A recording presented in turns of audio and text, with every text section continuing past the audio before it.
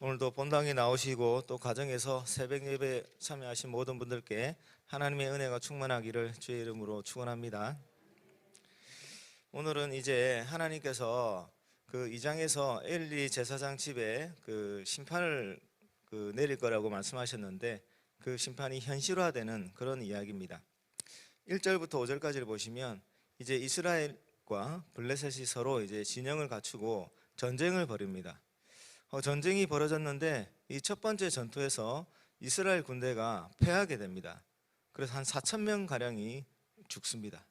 그러자 이제 이스라엘의 장로들이 모여서 회의를 열어요. 회의를 열어서 이 3절을 보시면 백성이 진영으로 돌아오매 이스라엘 장로들이 이르되 여호와께서 어찌하여 우리에게 오늘 블레셋 사람들 앞에 패하게 하셨는고, 이렇게 이제 서로 왜 우리가 전쟁에 졌을까?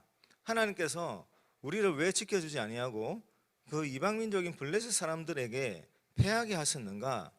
그것에 대해서 이제 답을 이제 찾는 겁니다. 그런데 잘못된 답을 찾죠. 이들이 찾은 답은 뭐냐면 여호와의 언약궤가 우리에게 없었다. 그래서 이 실로의 사람을 보내서 언약궤를 가지고 오자. 그러면 하나님께서 우리와 함께 하셔서 우리가 다시 이 블레셋 사람들과 싸우게 되면 전쟁에 이길 것이다 라고 하는 이제 그 해답을 찾게 되는 것이죠.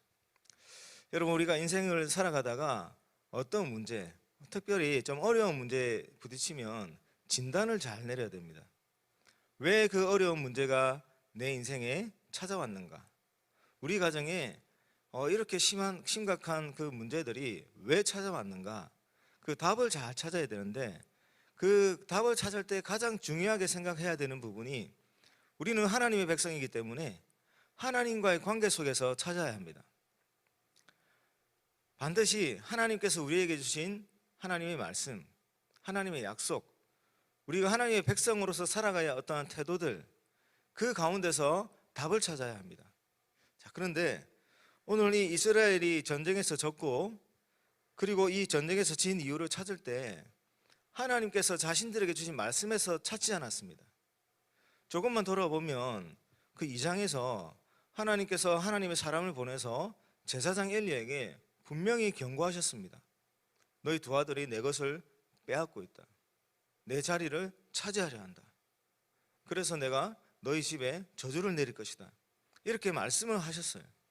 자, 그런데 이 이스라엘 장로들은 거기에 대한 생각은 전혀 하지 못하고 오히려 전쟁에서 질 수밖에 없는 그런 선택을 합니다. 왜냐하면 여러분, 이 실로에서 언약궤를 가지고 올 때 누가 따라옵니까? 홈리와 비느하스가 따라옵니다. 당연히 이제 법궤를 가지고 오니까 제사장 직분을 맡고 있는 홈리와 비느하스도 같이 따라오게 된 거예요. 그런데 하나님께서 뭐라고 저주를 하셨냐면 홈리와 비느하스가 한날에 죽을 것이다 라고 아주 분명하게 경고를 하셨습니다. 그런데 이 법궤를 가지고 오고 법궤와 함께 이 홈리와 비느하스가 같이 그 전쟁터에 들어왔어요. 하나님의 저주를 받은 그 핵심적인 인물이 그 전쟁터에 들어왔습니다. 그러면 그 전투는 어떻게 되겠습니까? 결과는 뻔한 것이죠. 이 이스라엘 장로들이 그 문제가 일어났을 때 진단을 잘못하고 그래서 잘못된 답을 찾았고 오히려 하나님께서 벌을 내리겠다고 하신 그 핵심적인 그 인물들을 전쟁터로 데리고 옴으로 말미암아 두 번째 전쟁에서도 패하게 되죠. 아주 크게 패하게 됩니다.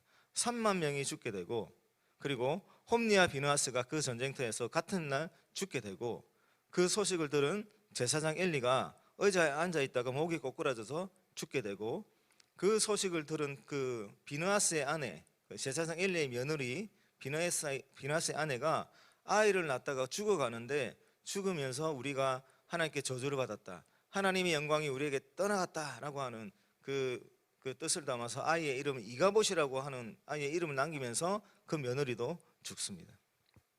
이게 이제 오늘 이야기의 핵심인 것이죠. 여러분, 그래서 문제가 일어날 때 반드시 그 해답을 찾을 때 하나님과의 관계 속에서 찾으시길 바랍니다. 하나님이 주신 말씀에 근거해서 우리 문제를 진단을 해나가야 됩니다. 대부분 하나님께서 우리에게 벌을 주실 때는, 경고를 하실 때는 하나님의 말씀에서 벗어났기 때문에 그런 어려움을 주시는 거예요. 때로는 우리가 하나님이 원하는 어떤 지점까지 성장하길 원하시기 때문에 그 어려움을 주시는 겁니다.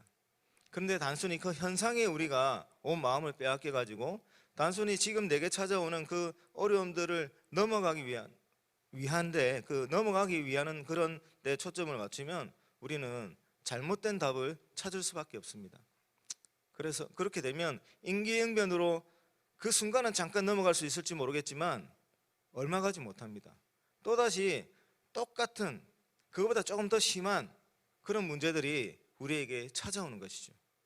이 위기를 넘어갈 수 있는 유일한 길은 하나님이 우리에게 원하는 태도를 갖출 때입니다. 하나님이 우리에게 원하는 삶의 방식으로 돌아갈 때입니다. 하나님이 우리에게 원하는 어떤 추구하는 것들을 추구하며 살아갈 때 그 문제가 풀려나가게 되고 그 문제를 뛰어넘어갈 수 있게 되는 것이죠. 사랑하는 성도 여러분, 항상 하나님의 말씀에 깨어있기를 주의 이름으로 축원합니다. 그래서 항상 그 말씀을 가슴에 품고 그 말씀을 중심에 딱 놓고 여기서 내 삶이 얼마나 많이 벗어났는가 그것을 살펴볼 때 우리는 문제가 찾아올 때 그 문제를 하나님의 뜻에 맞게 슬기롭게 헤쳐나갈 수 있는 것이죠. 이런 삶을 살아가길 바랍니다. 자, 두 번째 이제 생각해 볼 것은 이스라엘 백성들이 그 이제 전투에서 아주 심각한 위기를 만났을 때 이들이 찾은 것은 하나님의 언약궤였습니다. 얼핏 보면 이게 뭐 신앙적인 것 같습니다. 그렇지만 이것은 아주 불신앙적인 것이죠. 왜 그러냐면 이들이 언약궤를 가지고 왔을 때 그 언약궤를 가지고 온 중심을 가만히 살펴보면 금방 알 수 있습니다. 여러분, 언약궤를 가지고 올 때 언약궤 안에 무엇이 들어있는가 그것만 생각해봐도 이들은 금방 하나님의 말씀에 비추어서 자신들의 삶을 돌아봤을 거예요. 언약궤 안에 뭐가 들어있냐면 십계명이 적힌 두 돌판이 들어있습니다. 그리고 하나님의 은혜의 상징인 그 만나가 들어있죠. 그리고 아론의 쌍난 지팡이가 들어있습니다. 아론의 쌍난 지팡이는 그 아론의 권위에 불만을 품었던 자들이 모세와 아론에게 대적했을 때 하나님이 아론을 세웠음을 증명해 줬던 하나의 증거죠. 이러한 그 과정 안에 들어있는 그 법궤 안에 들어있는 그 세 가지 물품 그리고 거기에 담겨 있는 이야기 그것만 떠올려 봐도 이들은 우리가 하나님께서 우리를 보호해 주시는 분이고 우리의 진정한 왕이 하나님이시고 그리고 어렵고 힘든 길을 헤쳐나갈 때도 하나님이 우리를 지켜주시고 그리고 하나님이 원하시는 것은 주의 말씀대로 살아가는 것이다. 이것을 금방 알 수 있을 텐데 이들은 언약궤를 가지고 왔지만 언약궤를 통해서 하나님이 그 백성에게 원했던 어떤 중심적인 하나님의 뜻은 전혀 고려하지 않았어요. 이들이 원했던 것은 언약궤가 자신들이 원하는 무엇인가를 이루어주는 도구가 되기를 바랬던 것이죠. 이것은 우상숭배입니다. 우상숭배. 세상에 많은 종교가 있는데 우리가 믿는 하나님, 예수 그리스도를 믿는 우리 이 신앙, 우리 신앙과 세상에 존재하는 모든 종교와의 유일한 차이점은 우리는 하나님의 영광을 위해서 사는 존재들입니다. 근데 다른 이방 종교인들은 누구를 위해서 살아갑니까? 자신을 위해서 살아갑니다. 그래서 그들이 섬기는 신은 사실은 그 신을 섬기는 것이 아니라 자신이 원하는 무언가가 있는데 그것을 만족시켜줄 대상으로 한 신을 만들고 그 신이 자기가 원하는 것을 이루어주는 도구로 생각하는 겁니다. 그래서 자기가 원하는 것을 이루기 위해서 제물도 바치고 봉사도 하고 어떤 그 신을 섬기는 어떤 행위를 하는 것이죠. 오늘 이스라엘 장로들이 언약궤를 가지고 온 목적은 하나님의 영광을 위한 것도 아니었고 하나님의 나라를 세우기 위한 것도 아니었고 자기들의 유익을 위한 것이었습니다. 그러니 우상숭배와 다를 바가 없는 것이죠.